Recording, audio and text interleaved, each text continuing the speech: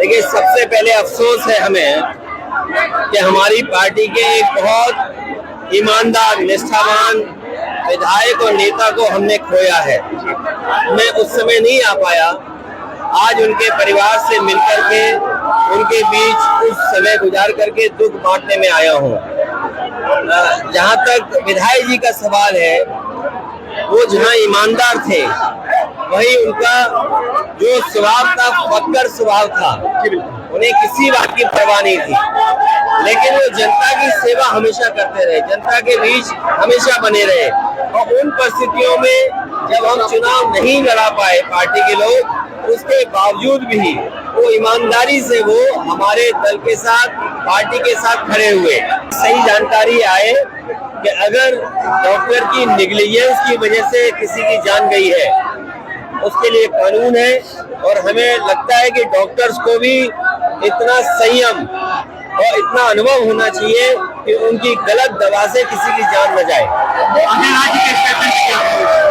राय कह रहे हैं 80 सीटों पे लड़ेंगे, तो क्या करेंगे इस पर? नहीं, वो 80 पे क्यों लड़ेंगे? पूरे देश में न जाने कितनी सीटों पे लड़ेंगे।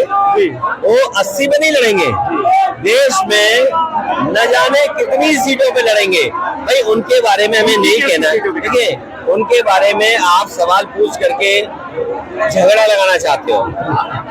इंडिया गठबंधन में जब कांग्रेस के बड़े नेता बैठते हैं और उनके राष्ट्रीय अध्यक्ष बैठते हैं और जिन्हें फैसला लेना वो बैठते हैं, उसके बाद मैं समझता हूँ ये बात कहीं से आनी नहीं चाहिए। बहुजन समाज पार्टी से पिछली बार आपका महागठबंधन था, क्या आपकी प्रयास ऐसा किया जाएगा मायावती के साथ लाया जाएगा? जो बीजेपी के साथ हैं उन्हें नहीं लाया जाएगा। जो बीजेपी के साथ है उनसे दूरी बनाई जाएगी। राजभर जी से कोई वार्ता हो रही है? राजभर जी आपके सामने फिर आ गए, कोई वार्ता? नहीं, वो शाखा से वार्ता हो रही है, कोई बात नहीं। अब उसकी बात खत्म कर दो, चल रही है।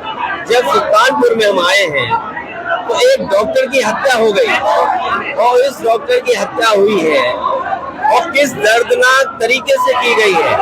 सुनने में आ रहा है उसके शरीर को किसी चीज से छेद किए गए हैं।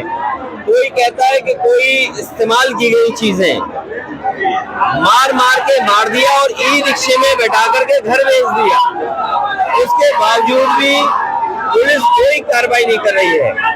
अभी आश्वासन दिया है कि इनाम घोषित कर दिया अपराधियों पे, 24 घंटे के अंदर गिरफ्तार किए जाएंगे और हमें उम्मीद है कि सरकार उनकी मदद करेगी। बुलडोजर की जो कार्रवाई बाबा कहते हैं कि देखिए, बुलडोजर का स्टीयरिंग बीजेपी के हाथ में है, बीजेपी के हाथ में स्टीयरिंग है। और जब कभी भी बीजेपी के लोग फंसने लगते हैं तो बुलडोजर की चाबी खो जाती है, लाइसेंस गायब हो जाता है, उसे चलाने वाले नहीं मिलते हैं।